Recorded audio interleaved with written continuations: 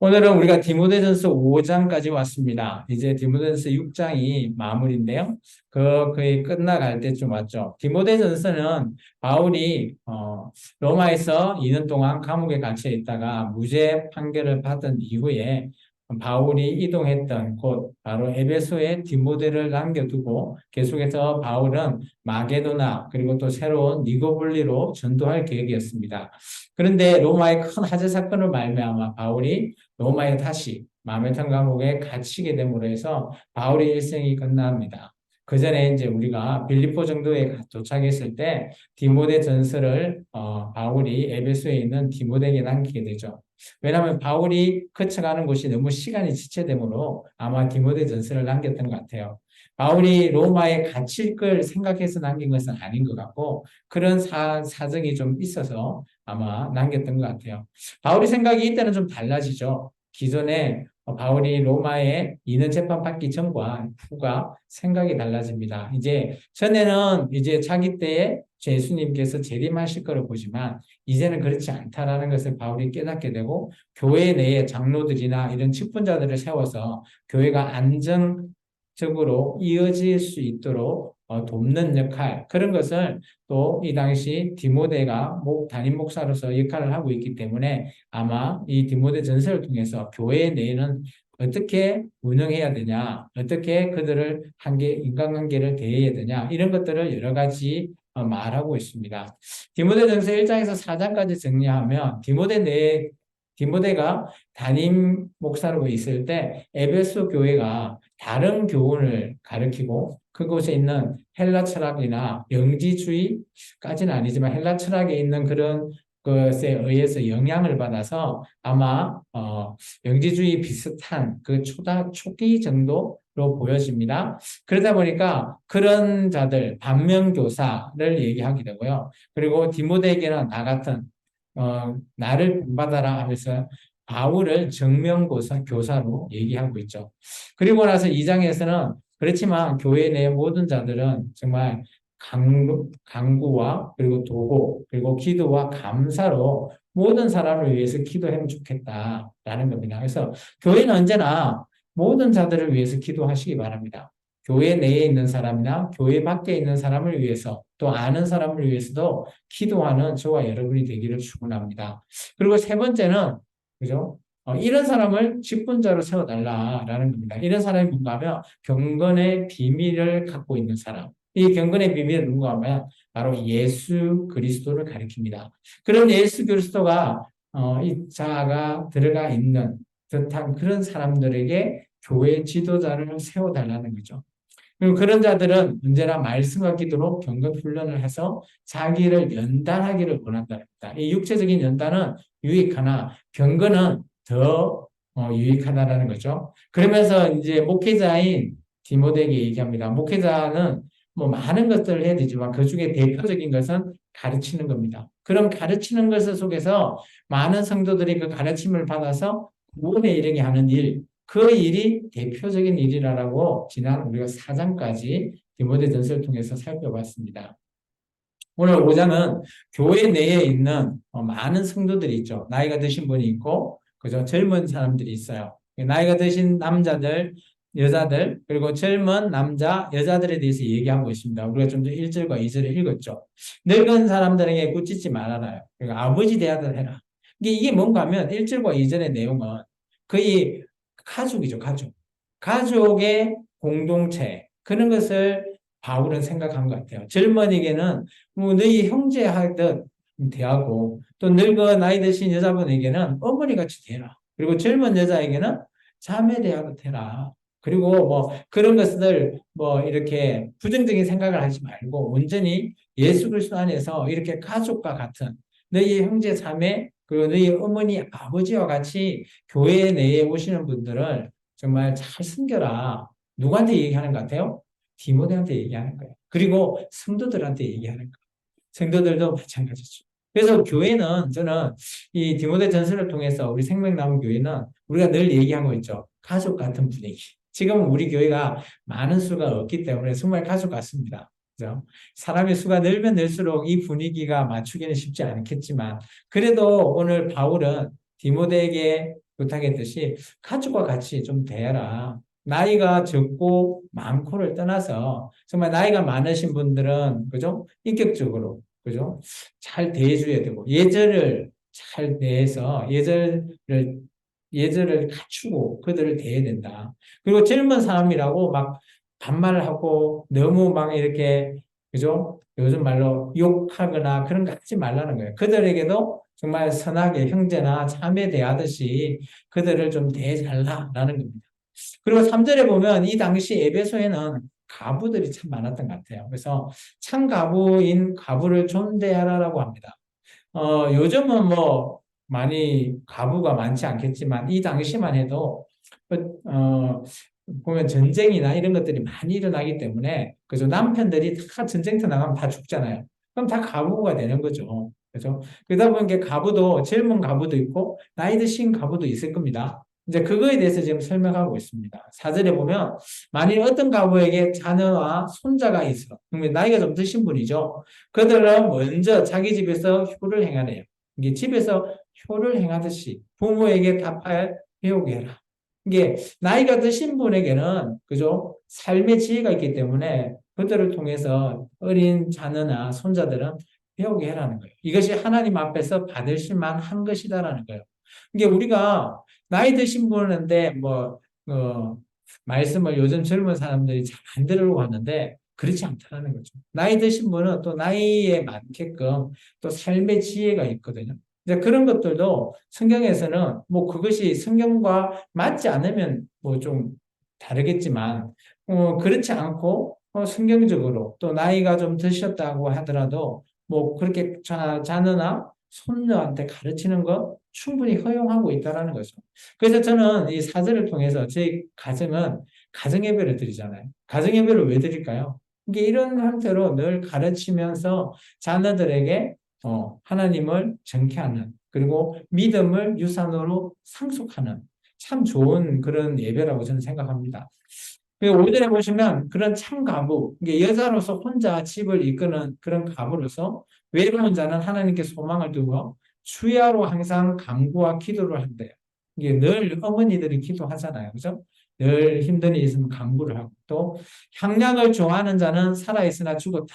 이게 이런 자들은 맞지 않다라는 거죠. 향락이라는 게 뭐예요? 그냥 즐기는 주의. 그런 자는 아니라는 거죠. 그런 사람은 살아있으나 죽은 믿음과 마찬가지라는 겁니다. 그리고 또 내가 또 이것을 명한데 어떤 걸 명하는가 하면 그들, 좀 전에 향락을 좋아하는 자들은 책망받을 것이 없게 하라. 이게 여기 그들은 향락을 좋아하는 자 외에 참갑으로서 정말 책망을 안 받는 그런 자. 이게 갑으로서 또 뭐 여자의 일생으로 봐도 그죠? 이 향락을 좋아할 수도 있긴 해요. 그렇지만 책망받지 않게 좀 해라라는 것을 말하고 있습니다.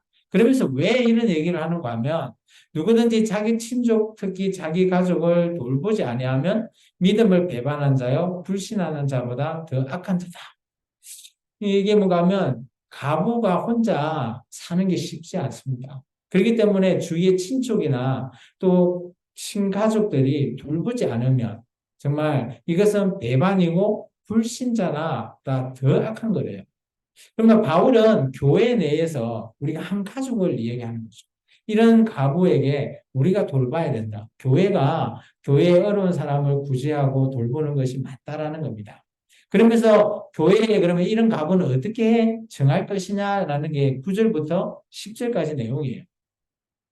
이 당시는 가부가 많았다는 거죠. 그런데 이제 과부로서 명부에 올릴 자라는 거예요. 이것은 어느 정도 명부로 이렇게 딱 올리는 사람이기 때문에 이런 사람들은 교회에서도 돕는 사람이 될 것이라는 거예요. 근데 조건이 만만치가 않습니다. 같이 한번 읽어볼까요? 나이가 60이 덜 되어지지 아니하고 한 남편의 아내였던 자로서 선한 행실에 증거가 있어 혹은 나그네를 대접하며 혹은 성도들의 발을 씻으며 혹은 환난당하는 자들을 구제하며 혹은 모든 선한 일을 행하는 자라야 할 것이다. 7가지 조건이 있어요. 나이가 그죠? 60 정도 돼야지만이 명부에 올릴 수 있는 거예요. 이게 젊은 가부는 올릴 수 없는 겁니다. 또한 한 남편의 아내였던 자만 올릴 수 있는 거죠. 이게 다시 재혼을 했거나 이런 사람들은 자격이 안 되는 거예요. 그리고 늘 선한 행실을 보여줘야 되는 거죠. 증거로. 그리고 이스라엘 민족은 나그네를 대접하는 그런 뭐 이런 관습이 있잖아요. 마찬가지 이 당시에 교회도 나그네를 대접하는 그런 문화가 있죠. 그리고 또 성도들의 발도 씻기는 거죠. 참 이런 걸 보면 아마 이 당시에는 세족식을 했을까? 그런 생각도 들어요. 성도들의 발을 씻기는 그런 가구. 그리고 환난 당하는 자들에게 구제도 하고요. 아니, 아마 가보는 힘들 건데, 그래도 구제까지 하는 거 보면 자기가 먹지 않고 아마 했을 것 같아요. 그리고 선한 일을 늘 행하는 자, 이런 자만이 가부에 올 수 있다는 거예요. 그래서 이런 자가 아닌 자들에 대해서는 또 이렇게 얘기하고 있어요. 11절에. 반면에 젊은 사람은 어떻게 할 거냐? 젊은 가부는 올리지 말래요. 그 명부에. 왜냐하면 그들이 정욕으로 그리스도를 배반하고 실직하고자 한대요. 이 말이 뭔가 하면 어, 가부가 됐는데 이제 좋은 남자가 생겼어요. 근데 결혼을 했는데 그 남자가 그 예수님을 믿지 않는 사람이죠. 그럴 경우 배반할 수 있다라는 거죠. 그래서 오늘 명부에 올릴 수 있는 것, 교회가 책임지어서 갈 사람은 좀 이런 조건이 있는 겁니다. 그리고 처음 믿음을 저버렸으므로 정죄를 받는다. 이게 처음에 예수 믿었다가 믿음을 저버리면 당연히 정죄를 받을 수밖에 없기 때문에 올리지 말라라고 하는 겁니다. 그리고 또 그들은 가부에 대해서 얘기하고 있습니다. 게으름을 익혀 집집으로 돌아다니고 게으를 뿐 아니라 쓸데없는 말을 하며 일을 만들고 또 마땅히 아니할 말을 한다. 그런 거 있죠. 여자들이 이제 말이 많으니까 그죠? 막 쓸데없이 사건을 만드는 겁니다. 그리고 얘기하면 안 될 건데 막 얘기하고 다니는 그런 사람도 있을 거라는 거죠. 그런 것 때문에 좀 이런 부분을 우리가 교회에서 잘 지켜보고 올려라라는 겁니다. 그러므로 젊은 가부는 어떻게 해라? 나 시집 가서 아이를 낳고 집을 다스리고 대적에게 비방할 기회를 조금도 주지 말기를 원한다. 이 젊은이는 가부도 포함되지만 결혼하지 않는 사람에게도 포함되는 거죠. 젊은 사람은 여자 같은 경우죠. 시집가다라는 거는 여자에 해당 거죠. 시집가서 아이를 낳고 그죠. 집을 잘 다스려라. 그래서 사탄에게 비방할 기회를 주지 말아라는 거예요. 놀랍지 않아요? 요즘은 우리가 결혼하는 게 사탄에게 비방거리를 주는 겁니까? 우리는 그렇게 생각하지 않잖아요. 근데 이 당시는 그랬던 것 같아요. 여자로서, 그죠? 비방거리를 주는 것, 그런 것이 아마, 뭐, 그 결혼하지 않는 자들에게 해당되었던 것 같아요. 그리고 이미 사탄에게 돌아간 자들도 있다. 그러면, 갑으로서 예수를 처음에 믿었는데, 이제는, 그죠? 예수를 믿지 않고 저버렸던 사람들이 있었다라는 거죠. 이게 에베소 같은 경우는 어떻게 보면 제2의 로마라 해서 성적으로 많이 문란해요. 그리고 그곳에는 뭐 신전들이 있어서 신전에서 그런 성관계 그런 부분들이 또 비일비재했기 때문에 아마 이런 문화를 통해서 바울이 얘기한 것 같아요. 지금 우리하고는 조금 다른 측면에 있습니다. 그리고 16절에 보면 만일 믿는 여자에게 가부 친척이 있거든. 이게 어떤 가부의 친척이 있는 예수 교회를 다니면서 가부의 친척이 혹시 있으면 이렇게 해달라는 거죠. 자기가 도와주고 교회가 짐지지 않게 하라. 왜냐하면 교회가 그죠? 이 당시는 그렇게 뭐 재정이 빵빵하지가 않은 것 같아요. 그래서 먼저 자기 친척이 있으면 내가 도울 수 있으면 먼저 도와라. 그리고 나서 뭐 자기 입장에서도 못 도우면 교회에게 얘기해서 같이 좀 도울 수 있게끔 해달라는 겁니다. 그래서 교회에서는 참가부를 도와준다라는 겁니다. 그래서 참가부는 이 당시에 꽤 많았던 것 같아요. 그래서 교회가 뭐 그 외에도 많은 부분들이 도와주고 해야 되는데 그런 일에 있어서 정말 교회도 너무 무겁게 짐지는 거 아니고 그리고 또 서로서로 도우면서 이렇게 이어가자라는 것을 말하고 있습니다. 그리고 17절부터는 우리가 장로에게 하는 말입니다. 우리 같이 한번 읽어볼까요? 17절부터 20절입니다. 잘 다스리는 장로들은 예나 존경할 저로 알되 더욱 그리할 것이니라. 성경에 이르시되 곡식을 밟아 뜨는 소의 입에 망을 씌우지 말라 하였고 또 일꾼이 그 삭슬을 받는 것은 마땅하다 하였느니라. 장로에 대한 고발은 두세 증인이 없으면 받지 말 것이요 범죄한 자들을 모든 사람 앞에 꾸짖어 나머지 사람들로 두려워하게 하라. 아멘. 장로가 해야 될 일은 한 5가지 정도 돼 있는데 이 중에 이제 대표적인 것이 장로가 할 일은 그죠? 다스린다라고 돼 있는데 이게 이제 돌본다라는 뜻으로 보시면 돼요. 잘 다스리는 장로 이런 표현이 있잖아요. 다스린다의 뜻이 보면 돌본다라는 뜻으로 원어를 해석하면 됩니다. 그런데 이제 이런 장로들은 여러 가지가 있습니다. 존경도 받아야 되고요. 그리고 말씀과 가르침. 이게 이 당시에는 장로가 가르치는 일을 열심히 해야 되는 거예요. 근데 가르치지 않는 장로도 있지만 가르치는 일을 수고해야 되는 거죠. 그러면서 이렇게 얘기를 하고 있죠. 가르치는 걸 참 잘해야지만이 오늘 그 교회를 올바르게 이끌어갈 수 있다라는 거예요. 그러면서 곡식을 밟았다는 소의 입에 망을 씌우지 말라 한 것처럼 그죠? 일꾼이 그 삭슬 받는 것이 마땅하다. 그래서 이 당시 가르치는 장로에게는 그죠? 사례비가 나갔던 것 같아요. 바울은 이전에 이런 얘기를 합니다. 그죠? 사도행전인가요? 자기는 자비랑으로 순교했다. 그래서 자비랑으로 사역하면서 교회를 세워 나가고 세웠던 그 개척했던 교회에게 그죠? 재정적으로 부담을 주지 않으려고 했다. 라고 했던 게 기존의 바울의 생각이었어요. 근데 지금 바울이 로마 2년 동안 생각이 바뀐 거예요. 재판 받는 동안. 그리고 나서 이제 교회는 장로들이 이끌어가라라는 거예요. 그래서 혹시 기억나신가요? 바울이 마지막 고별서교 밀레도에 있었던 장로들을 불러가지고 에베소에 있는 장로들을 불러서 밀레도에서 함께 얘기하면서 마지막에 울면서 그들에게 교회를 잘 부탁한다. 잘 다스려 달라라고 말했던 거. 사도행전에 나오죠. 그처럼 바울이 그때 이후에 생각이 조금씩 바뀐 것 같아요. 그래서 교회 장로들은 그죠? 가르치는 장로들은 사례비를 받고 해라. 오늘날 같으면 목회자죠. 목회자도 교회에서 할 수 있으면 사례비를 주면서 같이 사역을 할 수 있게끔 도우라라는 겁니다. 그리고 19절에 보면 장로에 대해서는 혹시 장로가 잘못할 수 있잖아요. 그 고발은 두세 명의 증인이 없으면 하면 안 되는 거예요. 이것은 레이기에도 있습니다. 보통 레이기에 재판할 때 두세 명의 2명 이상의 증인이 없으면 그 재판은 그죠? 판결을 내리지 않아요. 증인이 2명, 3명이 똑같은 얘기를 해야지만이 재판에 유죄, 무죄 판결을 할 수 있습니다. 그런데 혹시 그 장로가 했는데 그 했던 일이 잘못한 일이 밝혀져 버려요. 그러면 20절을 보면 범죄한 자들 돼 있잖아요. 장로지만 범죄했다라는 거죠. 그런 자들은 그죠? 어떻게 해요? 요즘 장로나 목회자가 잘못한 일이 있으면 어떻게 합니까? 교회에서. 그냥 뭐 조용히 넘어가거나 그렇게 하지 않나요? 근데 여기는 보면 아짤 없습니다. 20절 한번 볼까요? 범죄한 그런 장로들이 있으면 모든 사람 앞에서 꾸짖으래요. 해요. 그리고 나머지 사람들로 두려워하게 해요. 이게 뭔가 하면 성도를 앞에 장로를 앞에 내세우고 치리해라는 겁니다.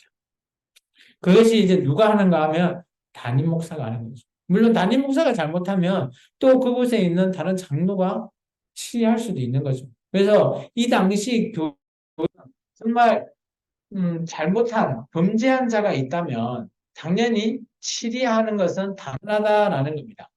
그래서 오늘날 교회도 치리가 할 수는 있겠지만 그래도 교회가 꾸짖는 것 이런 것들은 모든 성도가 있는 앞에서 한다. 이런 것들은 오늘날 교회가 좀 그렇게 하지 않죠. 그런 것들은 좀 우리 입장에서는 조금 좋게 은혜스럽게 넘어간다라는 취지에서 이렇게 하고 있는데, 그죠? 그래도 치리는 필요할 거라고 저는 봅니다. 우리 마지막까지 우리 한번 읽어볼게요. 21절에서 25절까지입니다. 하나님과 그리스도 예수와 택하심을 받은 천사들 앞에서 내가 엄히 명하노니 너는 편견이 없이 이것들을 지켜 아무 일도 불공평하게 하지 말며 아무에게나 경솔히 안수하지 말고 다른 사람의 죄에 간섭하지 말며 내 자신을 지켜 정결하게 하라. 이제부터는 물만 마시지 말고 내 위장과 자주 나는 병을 위하여 포도주를 조금씩 쓰라. 어떤 사람들의 죄는 밝히 드러나 먼저 심판에 나아가고 어떤 사람들이 죄는 그 뒤를 따르리니 이같이 선행도 밝히 드러나고 그렇지 아니한 것도 숨길 수 없다. 정말 이 바울이 하는 말은 우리가 범죄하는 거나 선행하는 거는 숨길 수 없다라고 얘기하는 겁니다. 죄를 지면 당연히 심판하는 거고요. 선행을 하는 것도 밝히 드러난다는 거예요. 그처럼 오늘 그렇게 하려면 어떻게 해야 돼요? 교회 내에, 그죠? 그 교회를 다스리는 담임 목사가 그런 모든 것들이 편견 없이 성도를 대하는 거예요. 교회의 공동체에 인간관계가 이런 거예요. 편견 없이, 불공평하지 않고, 평등하게 그들에게 모든 사람을 대하고요. 또 그들에게 어떻게 해야 된다고요? 정결하게 하라. 그죠? 그리고 22절에 보면 아무에게나 안수하지 말래요. 이 말이 뭔가 하면 직분자를 세울 때 안수를 하잖아요. 그러면 이 직분자가 정말 합당하게 세울 수 있는 자인지 제대로 알아보고 안수하라라는 겁니다. 우리가 3장에 장로를 세우고 집사를 세웠잖아요. 근데 그런 사람에 대해서 조건들이 꽤 까다로웠죠. 그런 것들을 뭐 그냥 은혜롭게 넘어가는 게 아니라 정말 그런 자인지 살피고 확인한 이후에 안수해라는 거예요. 그리고 또 다른 사람의 죄에 대해서 간섭하지 말라. 그죠? 그리고 내 자신을 지켜 정결하게 해라. 이런 말은 뭐 타인의 죄에 대해서 우리가 너무 간섭한다거나 하는 거는 좀 맞지 않죠. 죄에 대한 심판은 목사가 하는 게 아니에요. 하나님이 하시는 거죠. 그리고 자기 자신은 언제나 죄나 이런 것에 대해서 정결할 수 있는 그런 몸가짐, 태도를 가지라는 거예요. 지금 바울은 디모데에게 말하고 있는 겁니다. 오늘날 같으면 목회자에게 말하는 거죠. 그래서 교회 내 공동체에 정말 인간관계는 가족 간 공동체 같이 이끌어가되 그 안에서 죄나 선행은 명확하게 해라는 거예요. 그리고 각각 사람에 대해서는 불공평하지 말고 공평하게 그리고 정결하게 니부터 시작해서 정결하고 모든 사람들 성도들도 다 정결할 수 있게 해라라고 합니다. 그리고 23절에 보면 그죠? 네가 이제부터는 물만 마시지 말고 내 위장과 자주 나는 병을 위해 포도주를 쓰라라고 했죠. 아마 위장병이 있었는가 봐요, 디모데가. 그런데 물만 마신다? 이 당시에 에베소에는 뭐 스케스 그런 집안이라서 물이 우리처럼 좋지가 않나 봐요. 그리고 정수기가 없죠. 그러다 보니까 위장이 안 좋으니까 포도주를 마셔라라는 거예요. 근데 그렇다면 역으로 생각해 보면 디모데는 포도주를 안 마신다고 아마 서운했겠죠. 포도주를 마시 안 되겠다 서운하면 그게 나시린스러운 서운이거든요. 아마 이 당시 디모데가 나시린으로서 서운하지 않았을까 그런 것도 추측을 해봅니다. 어쨌든 간에 바울은 네 자신을 잘 살펴라 라고 말하고 있습니다. 그리고 그 아까도 얘기했지만 그 교회 내에 죄가 밝게 드러나는 것 그리고 선행하는 것도 밝게 드러난다. 교회 공동체 안에서는 숨기는 것 없이 정말 공평하게 정결하게 교회를 잘 다스려 달라라고 하는 게 바울이 디모데에게 부탁하고 있는 말씀입니다. 오늘 말씀을 한번 정리하면 이런 것 같아요.